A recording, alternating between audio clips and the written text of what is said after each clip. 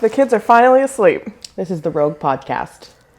I'm Rebecca. And I'm Morgan. And we live together. Work together. And raise 4 kids together. She's married to a man. And she's getting a divorce. And this is our life reimagined.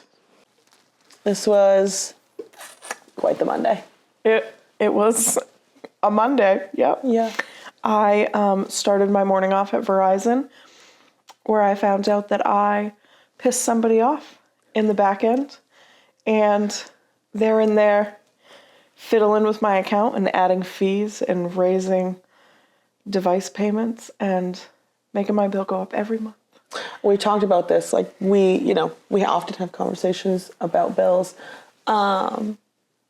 Please tell me did you yell at the man?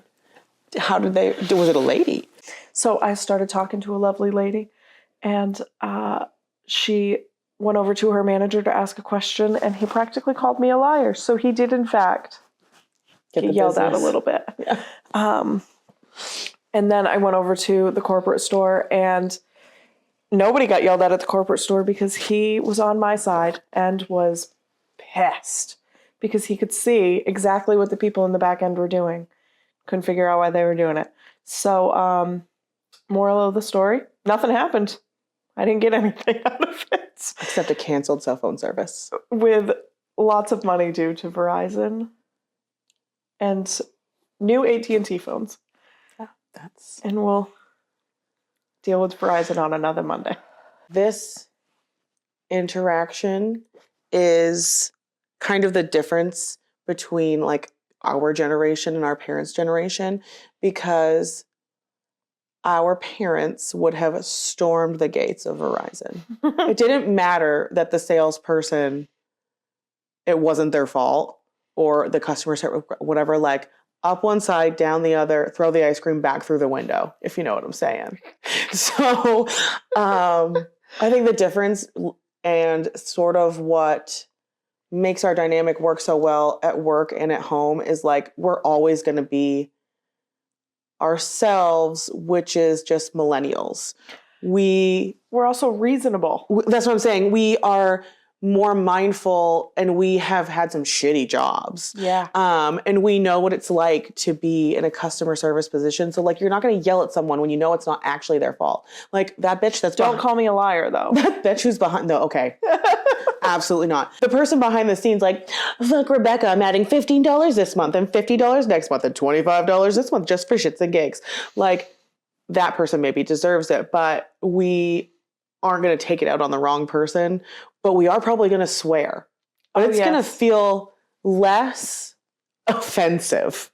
And honestly, I feel like most of the people who we're dealing with in those roles, retail, customer service, XYZ, are millennials, and they are going to appreciate that we're candid and we're raw, but we're not dicks. We're not. And unless we need to be. I think part of what's great about that now too, and even like the generation behind us and the ones following are A, we're all going to kind of get it more, but B, it's no longer like a blindly loyal to your job kind of vibe in the world. So the guy at Verizon today was like, oh my God, someone's an ass.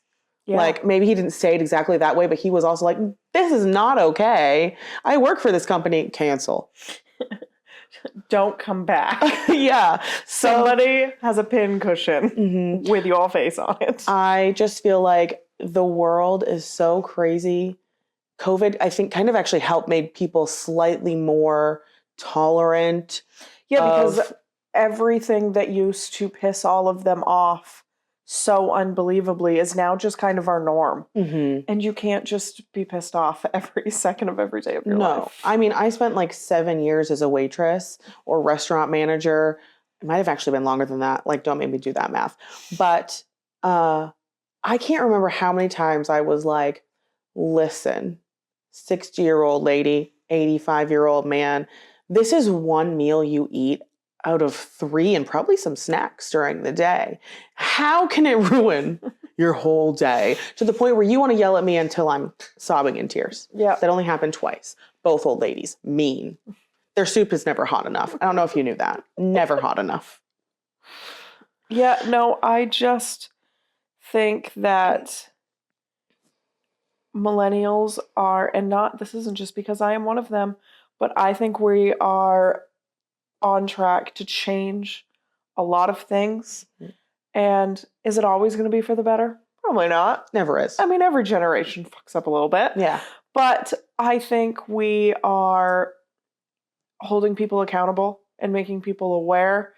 And hopefully it continues with generations below us. But No, I agree with you. And I also think that something our generation is finally starting to see is like, okay, I love my dad. He's amazing at his job. It's what he lives and dies and breathes for. Like, it's genuinely his greatest passion, which is awesome. Like, I'm so happy he's happy with it. But like, work-life balance, babe. I don't want to live just to do my job. And I feel like a lot of people our age are finally coming to that conclusion, where our parents spent all of these years putting in the hours and the work. And not that we're not willing to work hard, because we absolutely are. I mean, I have like 65 fucking jobs at this point. Like, yeah, and I don't want to,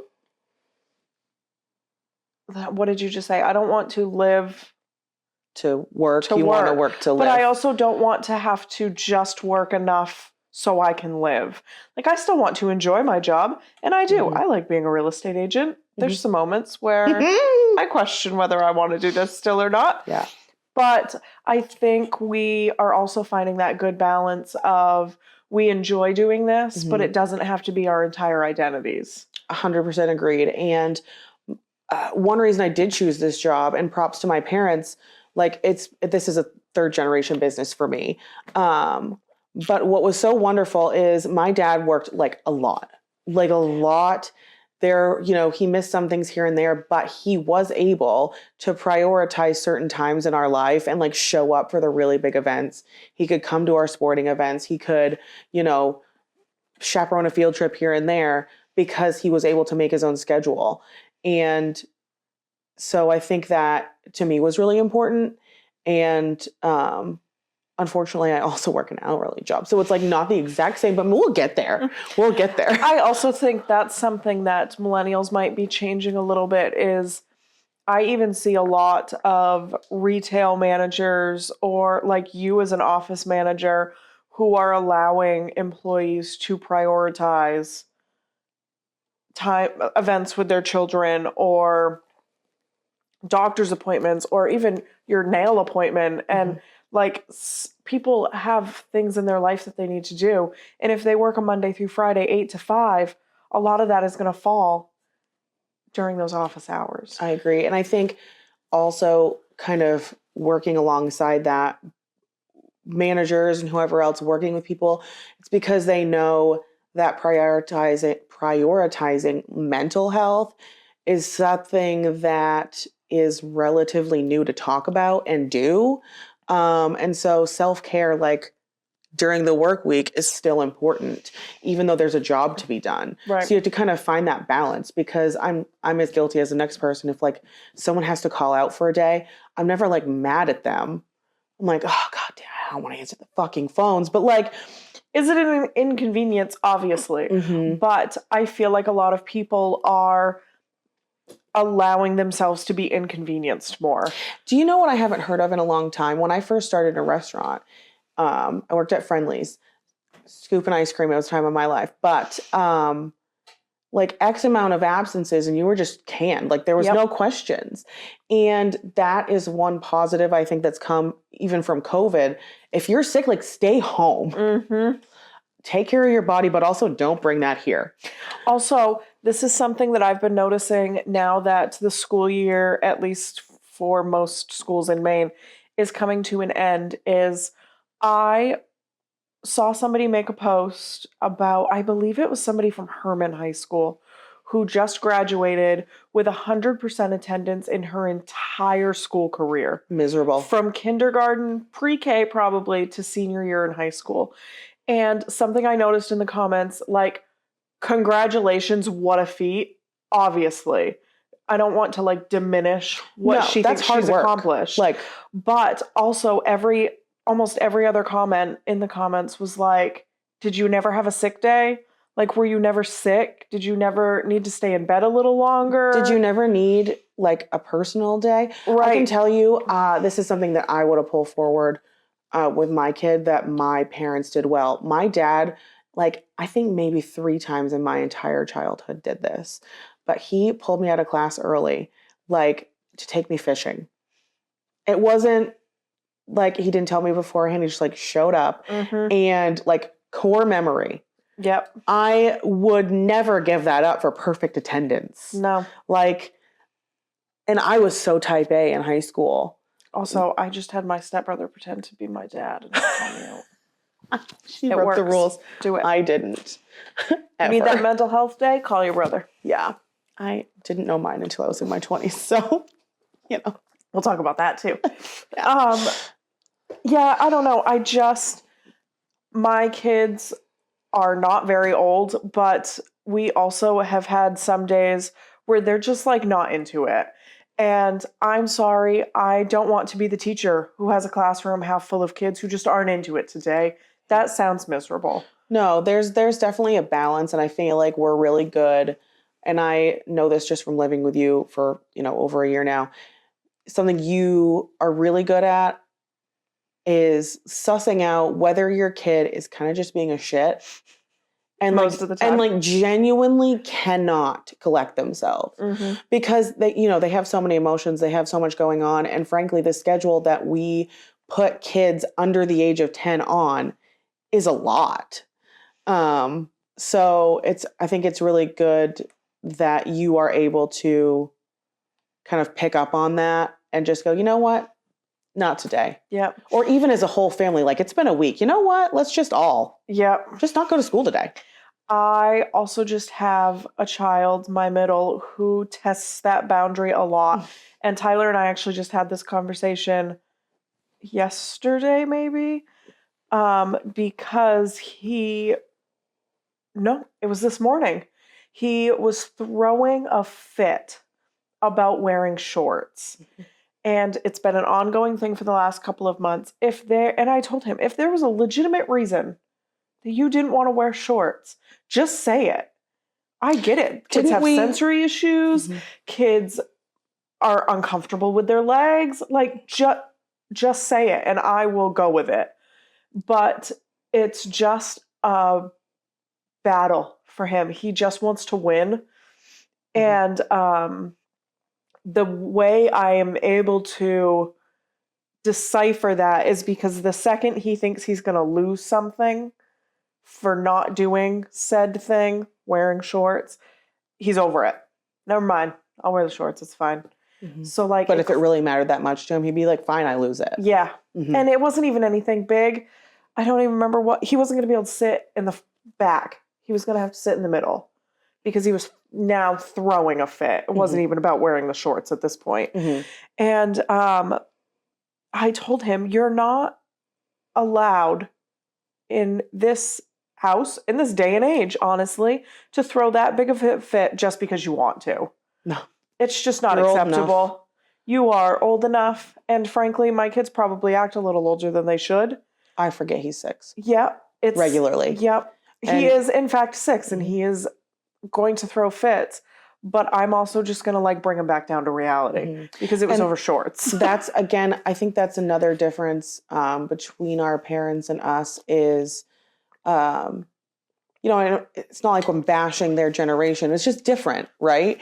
Our parents would have knee-jerk reacted to a lot of that or become just as confrontational because they didn't know how to manage their own emotions. So honestly, I don't know if I would have had the balls to fight my parents about shorts. Oh my God, no. Just okay, this is something that I feel like almost every parent our age struggles with to some degree. So I constantly am like, my favorite time of the day is bedtime. He's so good. He's so good. Okay. For me, that's true, to go to sleep because I lay there with him because I want to. But I can't get that kid to stay in his bed. In the middle of the night, stomp, stomp, stomp, mommy, down the hall, and climbs in with me. He does. And I'm going to be frank and honest with you. I like my sleep. And if I just let him crawl in, I'd go back to sleep. And like for your kids, so they have a harder time falling asleep, this was just not a thing when we were like, No. I went wouldn't in your room and you went to I'm bed. like, I have to pee. Oh God. I simply cannot. And then it's the like quietest little footsteps. And then, so our bathroom was at the top of the stairs and the living room was kind of at the bottom on the other side of the staircase growing up. And it was, who's out of bed? And I'd be like, I have to pee. I'm so sorry. I should have gone before bed. Like, and then scurry that, like, wash your hands, scurry back. I don't remember a whole lot from like the younger years of my childhood, but I don't ever remember bedtime being a fight. It just wasn't a thing. You went in your bedroom and you went to bed. Yeah. And that was the end story. of it. There was no crying. There was no screaming. There was no, I want. I mean, did I probably do the like, I need water. Probably. Oh, I didn't do that. I was terrified. Yeah, probably. There is a lot that I think we are much more lenient about, but I also think there's a lot more that we are more strict about. Mm-hmm. If I see my kids even remotely resembling a bully, I was just going to go to this exact same place. I'm going to shut it down. Absolutely. Immediately. Mm-hmm. We took the boys to Sweet Frog today because they did, in fact, have to deal with this whole Verizon AT&T situation. Long time. Boring. And they were great. Boring. So we took them to Sweet Frog before we came home, and there was what I'm assuming DSP worker, direct support professional, and a young girl who she was doing a lot of screaming. Mm. She was fine, and like my children just aren't around that very much. Mm-hmm. So, and my oldest is very empathetic. Mm-hmm. So he kept going like, what's wrong? Is everything okay? He's empathetic, but he's also like very blunt. Yep. And his is a fine line of, he's not bullying. He's just genuinely curious about what's going on. So Tyler and I we obviously didn't know exactly. Of course. But like we brushed on it and we're like, you're fine. Like everything's okay. Just eat your ice cream and mind your own. And I just feel like that's so different from what would have been said to me in my childhood. Mm. It's a little different for me because I did grow up with a lot of like mental illnesses and disabilities in my family. So I was a lot more used to it than most kids. Mm-hmm. But I just don't think our parents knew how to like not shut it down, but like redirect. Well, not just redirect, but also educate at the same time. Yeah. And just like make it so you're not just like staring. Yeah. Because that's also, to me, like not cool. At anybody. Just don't stare at people. It's weird. But it is okay. I feel like, especially if you teach kids the respectful way to do it, it is okay to ask questions and to be curious, because that's the nature of kids and people in general. And that's how you learn more. Mm-hmm. You just have to, again, be respectful about it and, know when the time and place is. And let's be honest, if anybody listening to this has children, they say some things. Oh, yeah. They say some things. They do say some things. Your youngest right now, he is 2. And my favorite thing that's happening right now is like he's learning to talk. And there are some times when we're just like, no idea what's happening right now. But when you get it, he's like, this morning you're getting him ready. And he's like yelling at you. And at this point, like we're in a zone where sometimes you can't react to what he's saying, even if because it's going to derail everything that's happening. And so we're getting ready to go out the door. I'm going to take him to daycare. And he's going, I want to go outside. I want to ride my bike. And I didn't know if you were getting it. And so I was just like, did you say you want to go outside and ride your bike? And he's like, she understood. I'm like, yes, that's what he said. I know. And you know what? It worked out though, because we talked about it with him, and I talked to him on the way to school. And I'm like, right now we're going to daycare.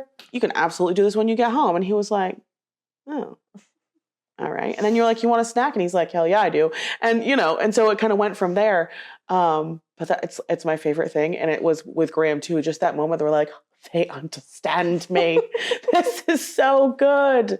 He did the same on the way home. Like he was telling me again, I want to go outside. I want to ride my bike. I'm like, I remember. That's great. When we get there, you can do it. And his new thing, does he do this with you? As we pull up, we come kind of around that last corner and he can see the garage and he'll go, yay!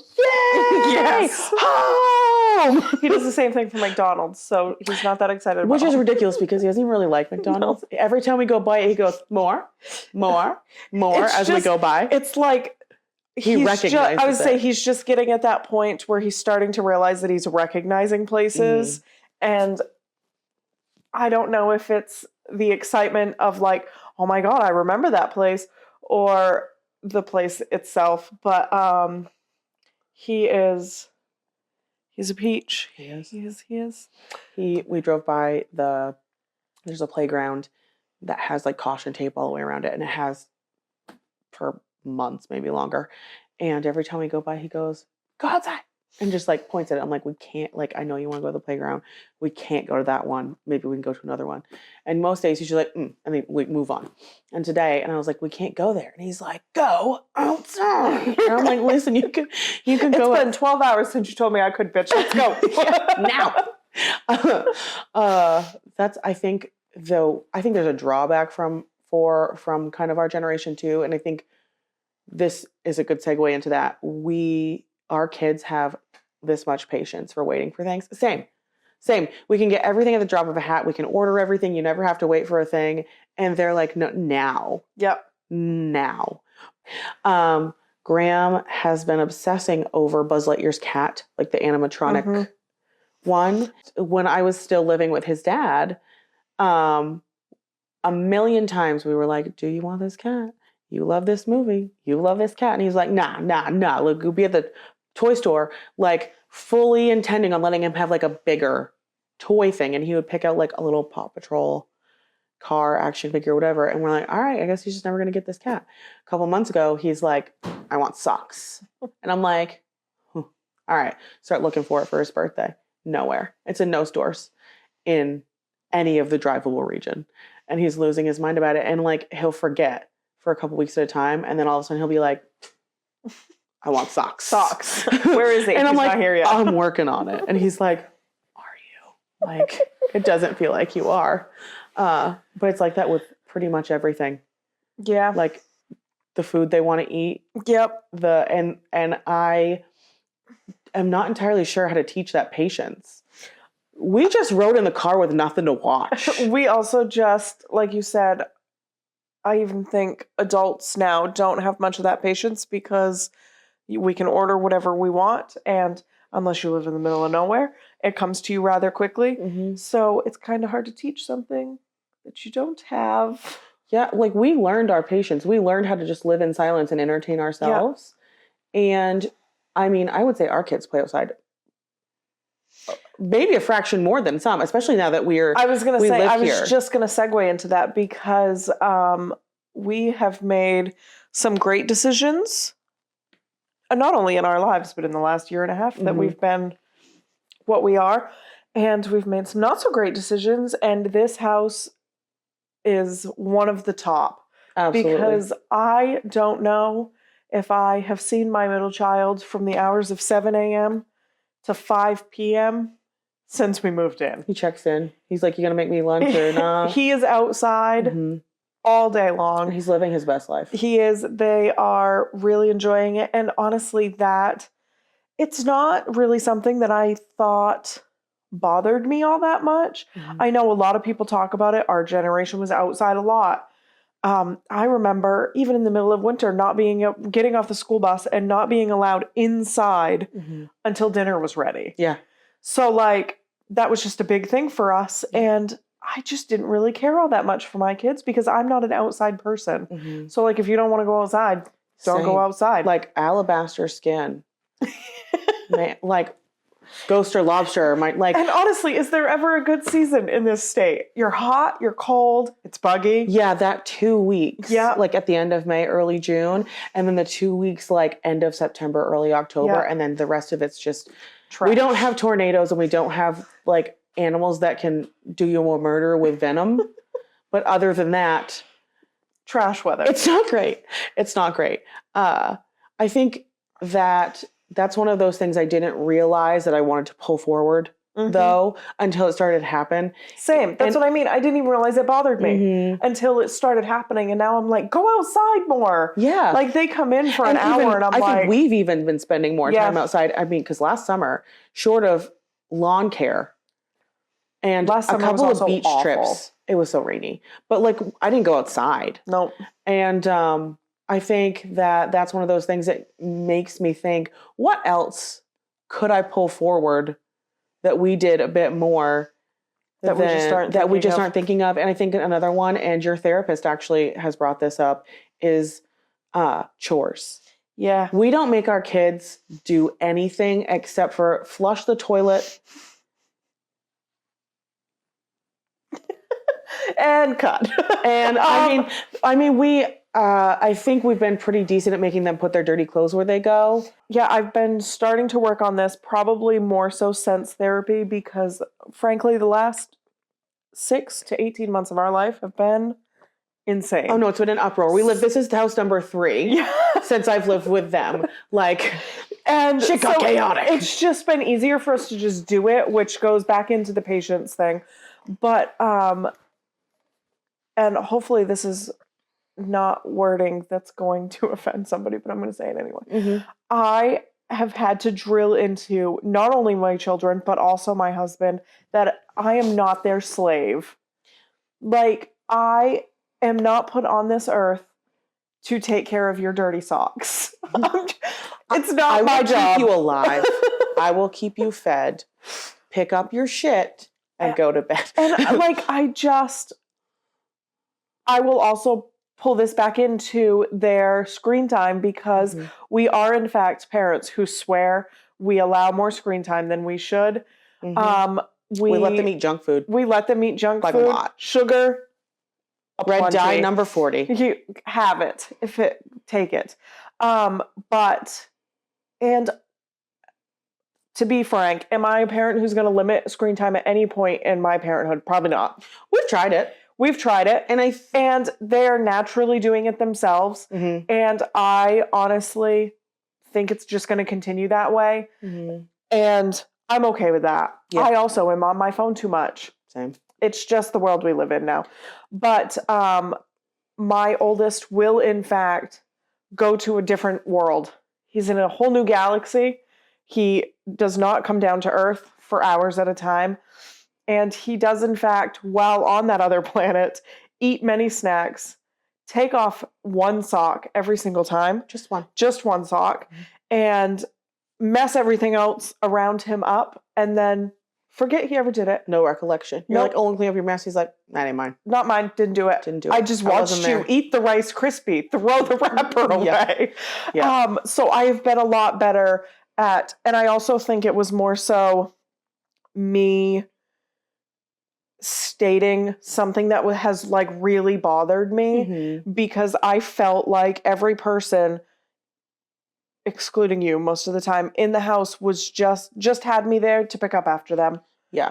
And I was just sick of it. And I've lived there too. So I feel like we say this all the time when we throw a party, when we plan a trip. 2 moms, chef's kiss. Yep. Because there's always someone there to think about the things that might get dropped, or to just start doing the next thing, because a mom I don't want to stereotype and gender roles, but in my experience, we're just going to do it.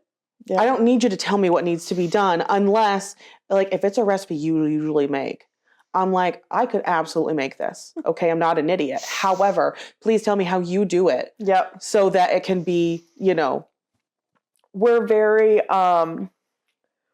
routine and how do I want to say it? Like rhythmic, I guess. When things are going right, like, why mess with them? Just do it the way we've been doing it. When we are in a routine, we kind of just keep it. And I agree with you. And so we haven't introduced those like new responsibilities to them as they're getting to different ages, which is a whole nother animal completely, because it sucks for the oldest. I've been the oldest, because you get that responsibility first. And unfortunately, it doesn't mean that every kid below you gets it now too. So that's kind of a hard one. But also, and to kind of change the subject, but not really, as we introduce chores and responsibilities to the kids, something that's really important to me, and I think is really important to you because we've just discussed it before, is I feel wholeheartedly that we need to, as parents, teach our kids how to take care of themselves, how to take care of their home, how to take care of their pets and whatever else in a way that is healthy and not in a shaming way. Mm-hmm. Because that's such a that was also kind of a 90s thing, is it was just like our parents were overwhelmed. And I get that because I told you it's fucking it's awful. Same. But I know how it felt to,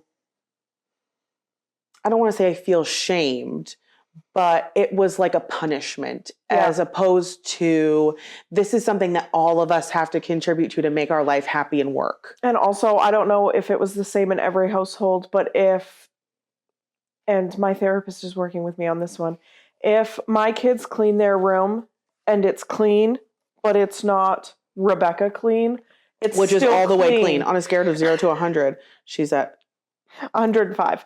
But it's still clean.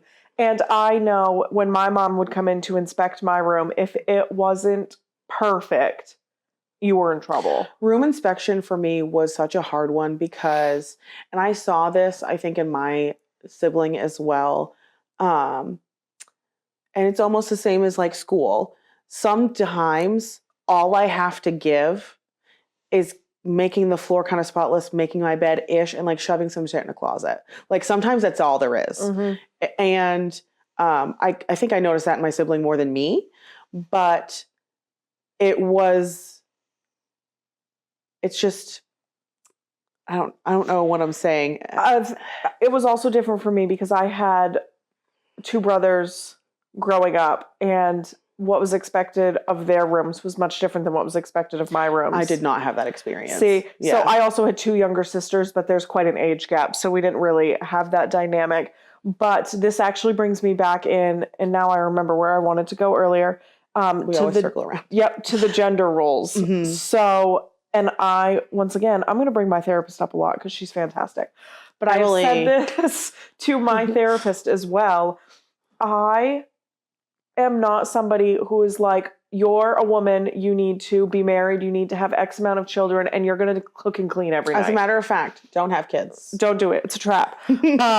But I also recognize the fact that that's how our society has lived for so many years, mm-hmm. and that's going to trickle down a little bit. Yeah. Is my husband going to clean the house the way I would clean the house? Never, not one time in a million years. Frankly, he's not that good at it.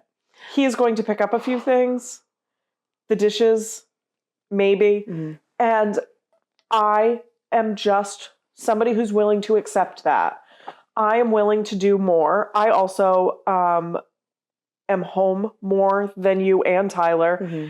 And I think that plays a big aspect into it. But even if I were out of the house Monday through Friday, I would just expect more from you and I than I would Tyler. He also works longer hours. Yeah. And the difference too, because I feel like a lot of people have a relationship that is very one-sided.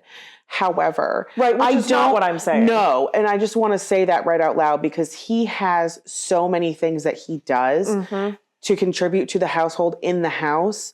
He can fix literally anything. He can build things from scratch. He did a whole house. And if you're okay with the fact, and he's okay with the fact that his strong suit isn't like housekeeping, he's pouring into the cup in his own way. And honestly, he's more of a hands-on parent when he's the one home. Mm-hmm. Obviously, when he's gone, it's me because mm-hmm. I'm the only parent. But if we are both in the home, he's the one who's going to do the heavy lifting of the parenting. Mm-hmm. This leads like really well into kind of a story that I was thinking of. When I was probably 15, 16 years old, we used to go to my cousin's camp every summer. It was my very favorite thing. I loved my cousins, they were from Florida, so we only got to see them that one time of year. And I had never really thought about gender roles that much before because my parents so don't have that. Mm-hmm. My grandparents 100% did. But like my dad helped clean when he had time. My mom was the person who fixed everything. Like my dad. And your dad cooks a lot. Oh yeah, my dad cooked so much. He didn't till I was more like a teenager, but he got really, really into. We were Food Network people. He got really into it. But the first time I ever really experienced it, we were at camp, and it was after dinner, and my cousin was like, "Okay, girls, you guys go do the dishes. Guys, go play basketball, and then when you're done, like you guys can do whatever you want." And I'm like, "Who's you, whaty?" Like that, I was pissed.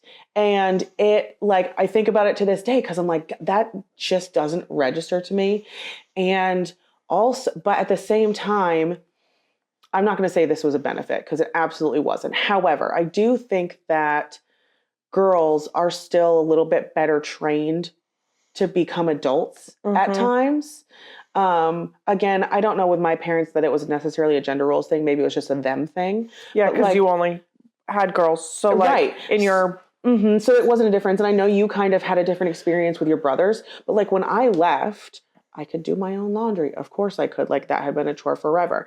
We obviously did the dishes. Like there were very few things. I knew how to change a tire. There were so many things that I already knew how to do that I never had to even think about. And I feel like there are so... how do I say this without like stereotyping? But I feel like... Stereotype away. I feel like sometimes men struggle more to like go into that adulthood realm because you're mommy's baby and she just wants to take care of you and feed you and do all your things for you. And as a boy mom, I kind of get it. And not even really necessarily from your mom. If you, dated me towards the end of high school, I very much so took care of you. I made your food. I did your laundry. And I think a lot of girls are just, we have more of that caretaking. We're nurturing. Yeah. And I grew up with parents who were teenagers when they had their children.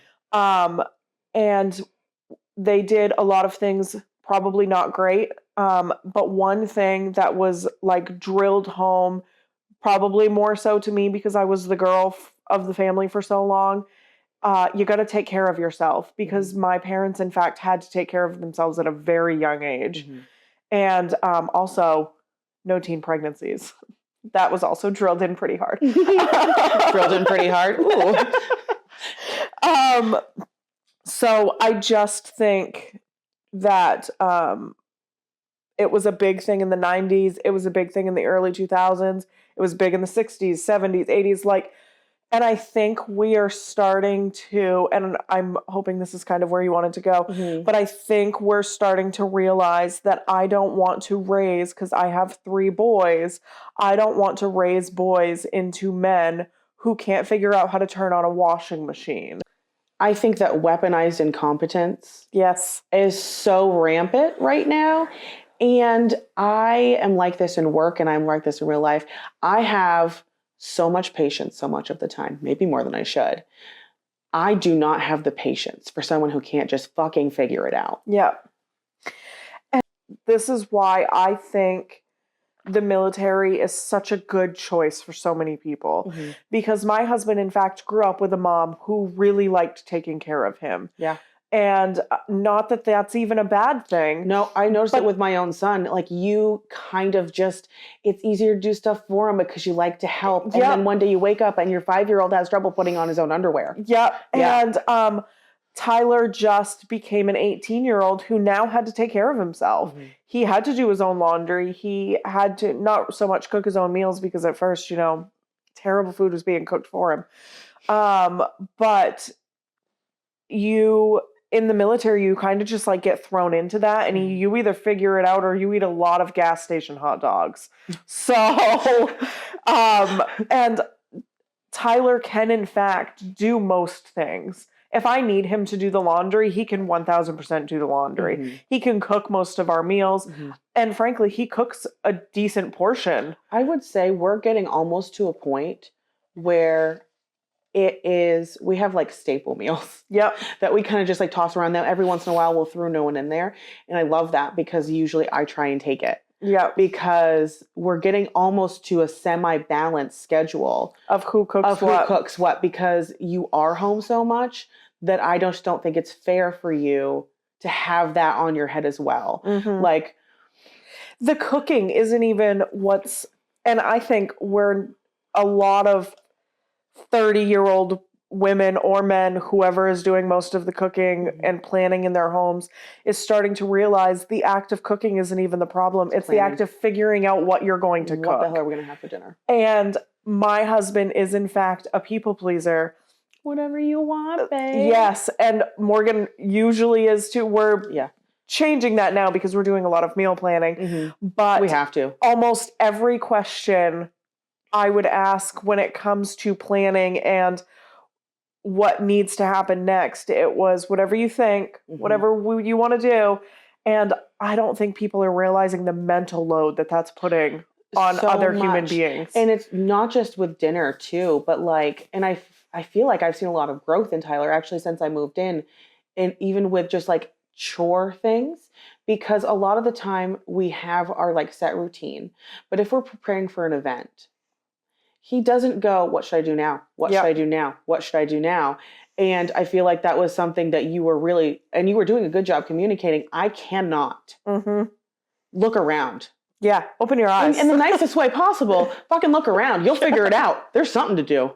Yeah. So I feel like that has been a really big area of growth for him over the last year specifically. And I don't know if this is just me, but I've seen like topics of this on my TikTok and on my YouTube and everywhere else where people don't even realize they're doing it. No. Until somebody brings it up. Yes. Yeah. Because like, please tell me what to do to help you. No, I need you to figure it out because I have enough. Right. And not only, but doing the whatever you want because you think she has an idea in her head. She doesn't. And she's just hoping you're agreeing with her. She doesn't. She genuinely wants you to tell her what you want for dinner. Like it can get really stressful and it can escalate you both without meaning to, which is why I think that kind of some of the things that we've implemented, like the planning of our week is so important because it takes the mental load off. You don't have to plan what we're having this day and this day and this day. But if you say, these are the 4 options. Yeah. Which you can go, sounds okay, good. I want number 2. Or you can go like we did the other day,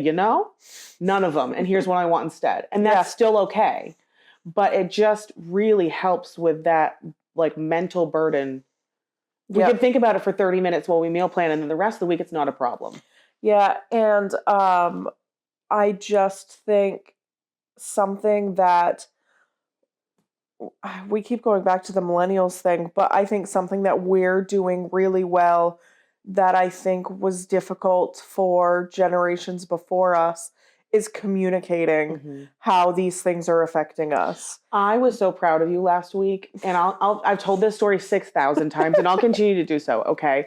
Because how well I know you, you don't like to, I'm not going to say talk about your feelings, or I think you don't like to necessarily go, I'm struggling with this, whether it's because of somebody else or yourself. And so last week, admittedly, we had all just fallen into, we have only lived here like a month. Yeah. We did a great job getting unpacked. Yeah.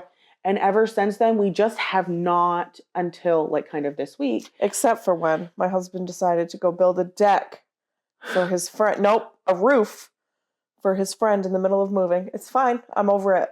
She's Can't not. you tell? Billy, fuck you. Billy. William.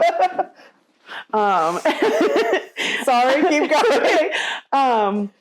We had fallen into just some bad habits that were so innocently started. Yeah. For instance, little piles of clothes everywhere because it was convenient. And also, we had never really discussed where the piles of clothes should be. No. And we had never, I like did it in my own brain and then just went, everybody else will think this makes sense and go with it. Yeah.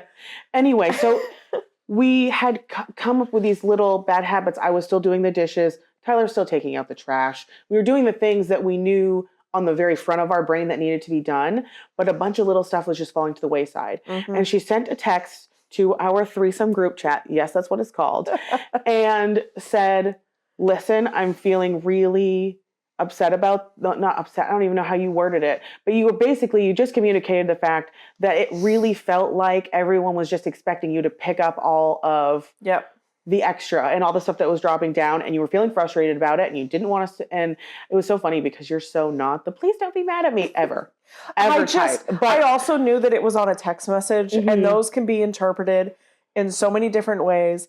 And if you don't know Morgan, she's a wee bit sensitive. Oh my God, what? So I was like, I'm going to make this bitch cry at the office. No, and you know what? The very first thing, I read that text and I got through it and I was like, oh my God, I'm so proud of her for saying that. And thank you.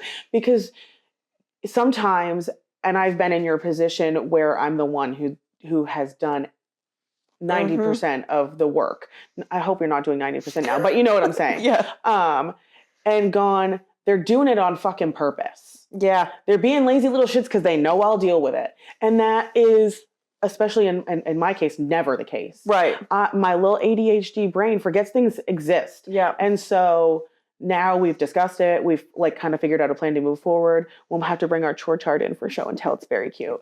It'll be done. It's 90% complete. It's fine. Motley did in fact pick everything off of it the other day. I lost a Thursday, so I'm going to have to re-cricket that, but it's fine. Yeah. You don't know her that well yet, but the fact that she's cricketed the short chart will not surprise you in the future. Okay. I also I was even a little bit proud of myself because that morning I woke up pissed. Yeah. And I did the things that needed to be done. I picked up the 45 piles of like one sock we've got something in the bathroom, one in each kid's room. We've got a pile in front of the laundry room door or basement door. Yeah. And the one in our bathroom. And there's probably something in my room. And Tyler's side of the bed. And Tyler's side of the bed. That'll never change. It's fine. But so I had done all them. I don't even remember what else it was I had to do that morning. And I sat on the couch for like 20 minutes. I'm like, if I address this right now, it's not going to go well because I'm angry. Okay. Well, let me just point out, our parents wouldn't have done that. Keep going. So I sat on the couch for 20 minutes. I had a snack. I watched a show and like just came to peace. And then I was like, I need to figure out how I'm going to say this through a text message because Tyler was at work. Yes, because it was we were both at one work. of the days that he worked days. And my husband works in a box, cannot have his phone, cannot call you. He can go on Facebook, which I don't know if he's supposed to do that. So, shh. And I was like, I have to send this as a text message. So I need it to come across as like, this needs to be fixed, not you guys are the worst people in the entire world. Fuck you all. No, and it came out, I thought it came out so well. And I took it so well. Like, I think it's the best case scenario. Right. And I have a hard time with this because I know a lot about your family dynamic growing up, but you may not know this about mine. My parents never fought in front of us, ever, as kids. That doesn't surprise me. They didn't fight in front of us at all. If they needed to have a conversation, any conversation or conflict, they did it in private. And so I'm not saying that didn't teach me communication skills. I'm just saying as a kid, like I didn't see adults work through that. So I don't really know how it went. Yeah. But I didn't learn it myself for sure. Yeah. I had a lot of relationships growing up where I wish I had been able to communicate the things that I feel nervous and sweaty, but strong enough to have that tough conversation if I'm feeling whatever type of way. And just for me, that's not how it was. See, okay, so I watched a lot of arguments growing up, not like brawls, but not the way you would think. I had co-parents who were divorced at a very young, or like I was a very young age. I never watched them be mean to each other. I never watched them argue, but my dad and my mom both remarried. And I watched little arguments happen through there. I watched my grandparents argue a lot because I don't know if anybody knows them, but they didn't like each other very much. They loved each other, but they didn't like each other very much. That's so common. My grandparents, to this day, I'm like, yeah. I'm 33 years old, and I don't know if I've ever experienced a day where I go, they really like each other. Oh, see, they definitely had those days. And you could tell that they loved each other wholeheartedly, but they just loved to bicker. And so they were really my biggest role models to watch work through it. Mm-hmm. Did they work through it properly every time? Probably not. Did I learn a lot of not to do's from them? Yes. But my dad was very much so, if the argument started in front of us, it didn't end in front of us. Okay. They would remove themselves, figure it out, and come back to reality. Mm-hmm. But I am a very argumentative human being most of the time. I grew up with a mom who's very confrontational, especially with me. She's dead. She's dead. Dead. Dead mom jokes. I just don't want you to be alarmed. They're coming. Yeah, oh yeah, they'll be here. So a lot of and I 1000% do not have anxiety, but moments where I get anxious are when I need to confront someone about something that I don't want to be an argument. Yeah. Because I'm just so used to that confrontation, no matter what, being an argument. Mm-hmm. Because it's never perceived correctly, or she just frankly wanted it to be an argument. Yeah. So that was another thing I was really, and I discussed this with my therapist. I'm like, I never in a million years expected the responses I got. And the fact that I'm 31 years old and I'm just now like, ding, ding, ding. But I just, most of the time in my life, looking back, expect somebody to push back a little bit in a when way I confront them over nothing. Mm-hmm. And so that was such a small moment in our life, but I feel like so many things. I think it was it's like kind of pivotal, in a way, because it was such a small thing, mm-hmm. but it made all the difference. Yeah, which I feel like we've had so many of. Oh, absolutely. In the last 18 months. Yeah. And it's so weird because we knew each other very well before you moved in. You said, I was really struggling, and I had been off and on for a long time. And you had always said, even from the very beginning, if you need somewhere. And at that time, I'm sure it was in our brains both, a very... Did we ever think she was going to do it? No. Well, no. I just mean it would have been a short-term thing. Yeah. And then we discussed this, not very much, because it was a very short time frame from when I decided and to when I moved in with you. But I remember distinctly having this text conversation back and forth. And I'm like, how far are we going to take this thing? And you were like, all the way. As far as we could go, baby. Yeah.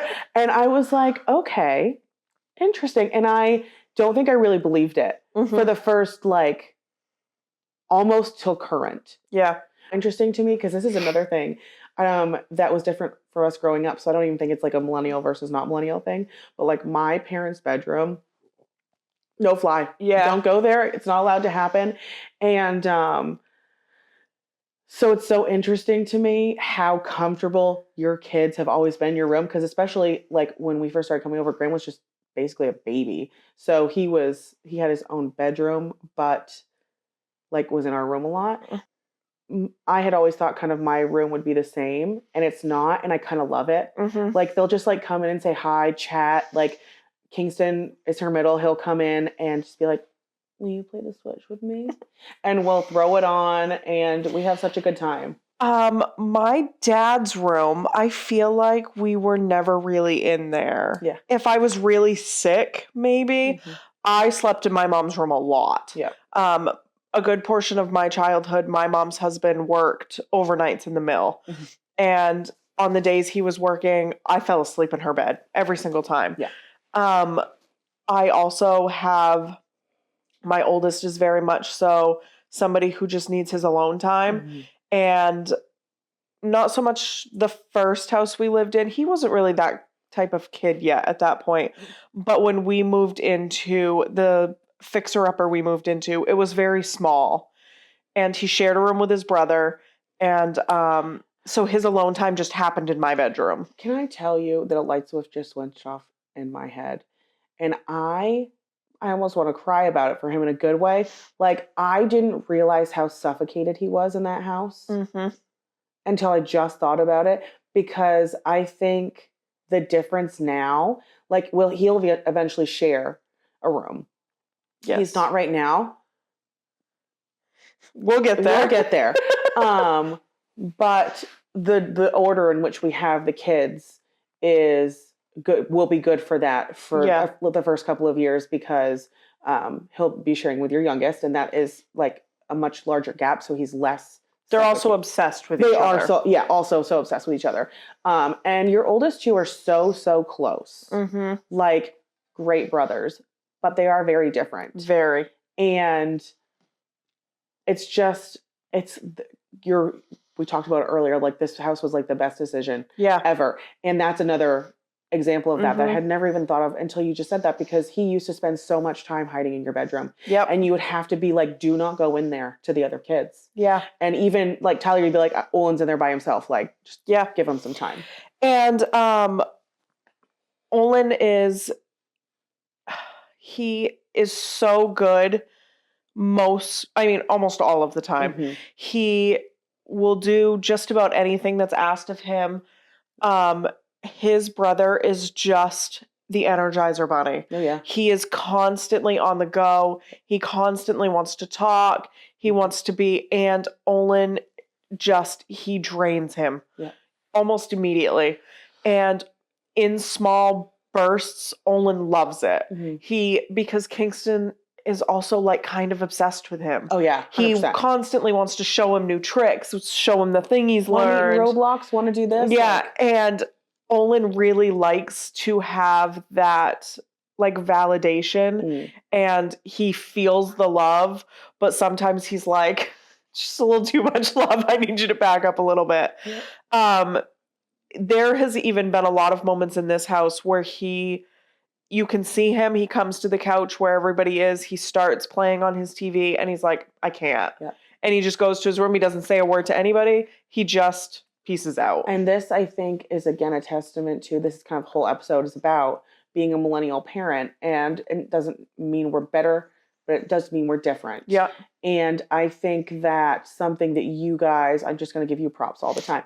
Something that you guys have done so well is learned your kid, and you allow him to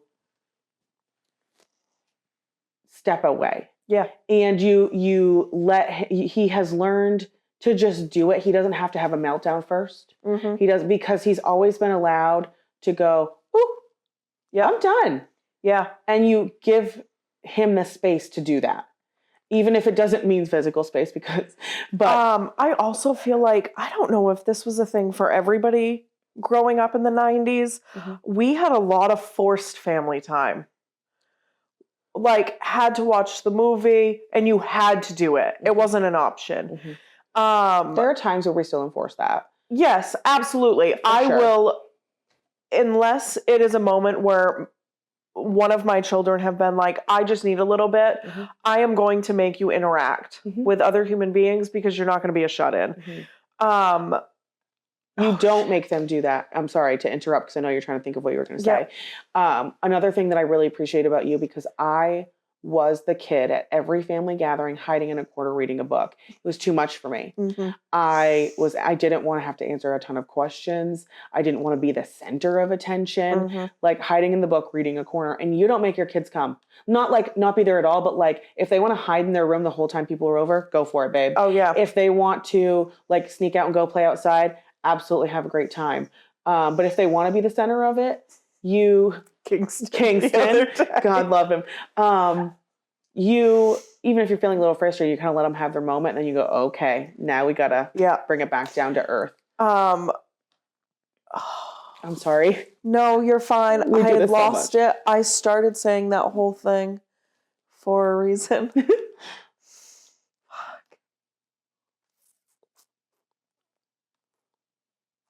Oh, okay. I know where I was going. I also think we had just got done talking about how your parents' bedroom was like a no zone. Mm-hmm. Which is hilarious because the only shower in the whole house was through their bedroom. So you had to like permission to shower. And then you got to like walk in and out. There's no stopping along the way. I feel like I have almost made my children's rooms the no rooms. Like, you need to ask them before you go in their rooms. Mm-hmm. Especially Olin, because Kingston doesn't really fully need that. Interrupt me, please. Yeah. Come talk to me. Yeah. But if Olin is in his room, there's usually a good reason for it. And you'd rather be alone. And that's so, okay. like, leave him be. Mm-hmm. You can go in there, and not so much a no zone that like don't cross the threshold. Ask permission. Yeah, like you can go boundaries. in, ask him whatever question you need to ask him, but then like get out. Yeah. Leave him alone. And I feel like my son, which we'll get into, I'm sure at some point, to some degree, in the name of his privacy, boundaries can be hard for him. But that's when I feel like he really is able to comprehend and respect. He will go in there and ask him a question. You might have to go, all right, buddy, like, that's enough. It's time to, but usually he's pretty good at getting that. And I think that's because I'll toot my own horn for a minute. Something that I also have, I feel like done well as a parent is, and it's not necessarily because you've been out-peopled for Graham. Yeah. He gets to a certain point sometimes where he can get really escalated. And unfortunately, he doesn't know this every single time, but we have really driven home. I'm feeling frustrated. I'm feeling whatever. I need a break. And that is one thing. And I feel like he's better at it at his dad's house than he is because he's so excited to be part of all the things that are going on. There's a lot of things going on. There's a lot of going on. And he's just like, ooh, and he wants to be, but he can say, I need a break. Yeah. And we can just go. And for him, unfortunately, it's kind of hard as a parent sometimes because I also sometimes need a break. His break means he wants one-on-one time with me or with his dad. And that might just mean like laying next to each other. And he is a big touch kid. So he'll like drape his legs over or whatever. He's not really a hand holder, but just something so you're touching. And I'll be playing on my phone and he'll be on his tablet or watching a different show entirely, or I'll read whatever. We don't have to be doing the same thing. He just wants to exist quietly next to each other and just feel that other person. Right.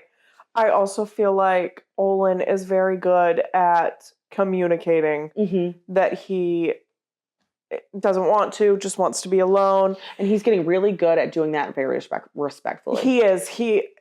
I think the struggle he has with that is the fact that every child in this house is in fact younger than he is. Yeah. And they're maybe just like not at that level yet.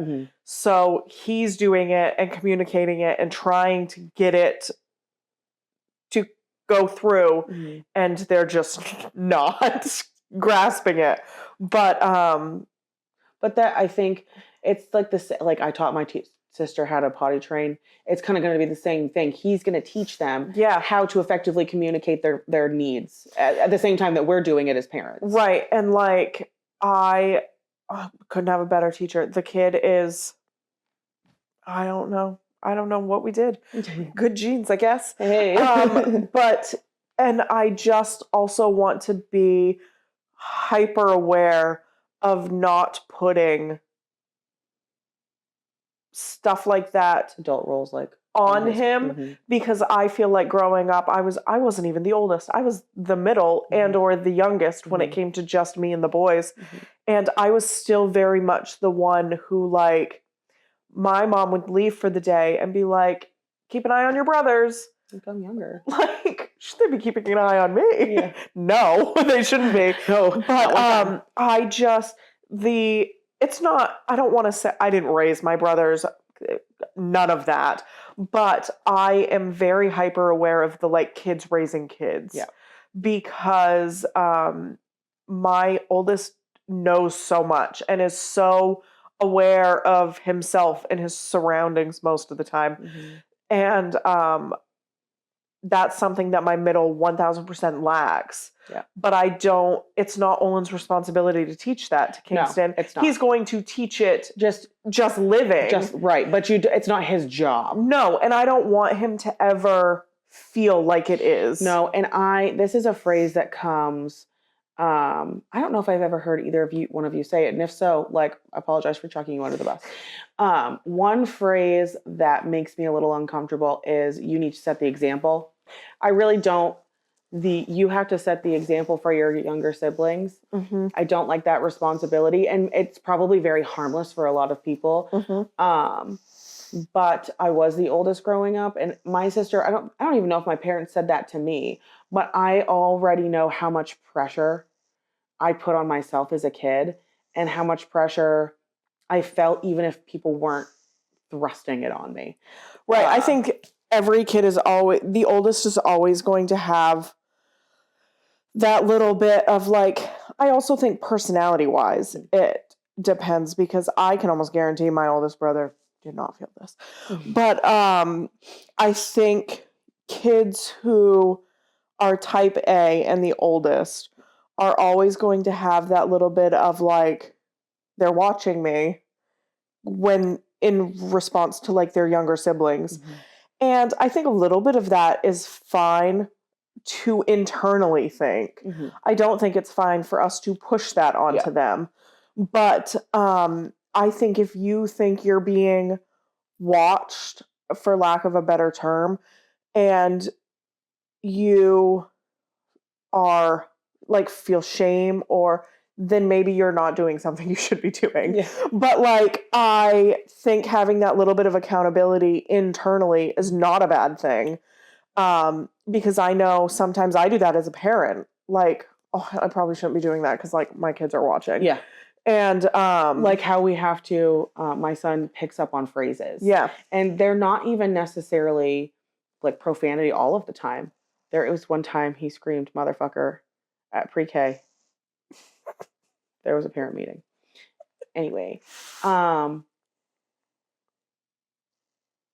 little things like mind your own business or whatever, like he can cling. And sometimes, or even like I do this, I name call in a playful way. Mm-hmm. I'll be like, oh, you silly little chucklehead, or like silly words that don't matter, but I do it a lot.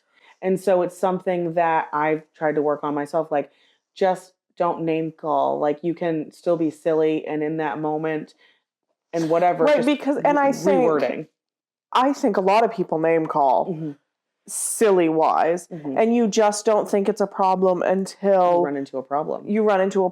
Which we're in. And if it were always silly names, it wouldn't be a problem. No. It's when you cross that boundary that then name calling in any stance is just a no. Yeah. I think that that's another like big difference, not even millennials to other generations. I think just the day and age we're in where people are getting offended more easily. And like sometimes rightfully so. Right. Sometimes rightfully so, sometimes not. Yeah. But like people are just, you need to be more aware of the words that are coming out of your mouth. We're thinking more about how we make other people feel when we speak. Mm-hmm. Yeah. And do I think some of it is maybe blown out of proportion and whatever? Probably. But you also can't tell somebody else how they feel.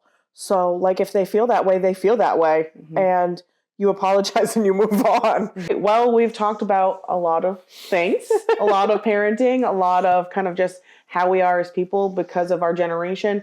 I'm curious, what is the biggest thing that you want to bring forward kind of from your childhood experiences, like being brought up in the 90s? And what's the one thing that you want to squash? I think the biggest thing I want to bring forward is it's going to be difficult in this day and age because screen time, TV time, tablets, phones, life, especially for us because we are real estate agents, so we're on our phone a lot. But I just wish and hope for our future, especially as our children get older, that we just have more of that family time. I think we're doing better with it. We have a big blow up screen now that we can play movies on, and my children are thrilled about it. So I would like to make more time to actually come out and all of us watch a movie. We've just been very busy. But I want to stop using that as an excuse because our parents were also just as busy. But I remember many nights having movie nights and they had less distractions. They were busy, but they had less distractions. Yes, agreed. We also, this is probably two things, but they're kind of similar. When I was at my dad's house, we all sat at the table and ate dinner together every single night. Sorry, I stole yours. No, and I was not sure if I was going to say it because of a lot of reasons. We also don't have a big enough table yet. We're getting there. Yeah. But it's just so much easier to get the kids out of the way. It is. And get their food done and move on. And also, it's difficult for us because sometimes we wait for Tyler to get out of work, which isn't until 7 p.m. And I don't think it needs to be an every single night thing. No. But if we do like Sunday dinners or something along those lines. We've been living together for too long. Because I was literally going to say I would love to have one night a week where we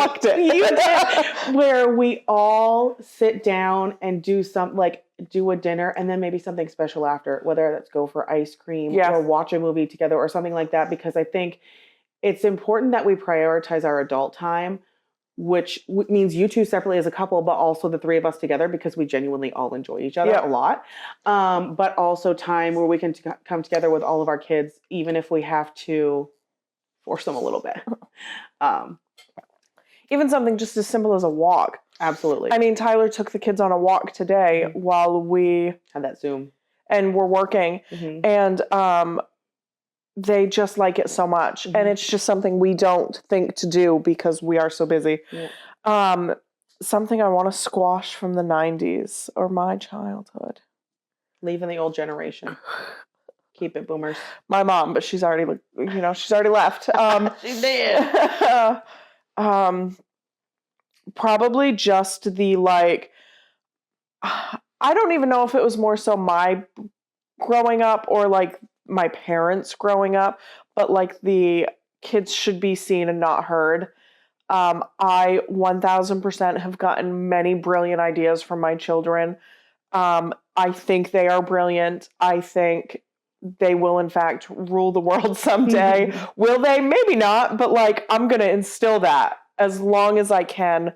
And I also just think those children who are maybe a little bit more difficult in their younger years and you're stressed out and you're tired and you just want to shove them away and have a minute, listen to them more because Kingston is in fact a lot. And some days just him saying hi to me drains me completely, but the kid is brilliant and he comes up with such good ideas.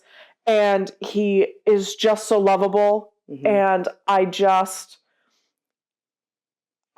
so glad he's being raised in the time he's being raised, because if he was being raised in the 90s, his life would be very different, in my opinion. Yeah.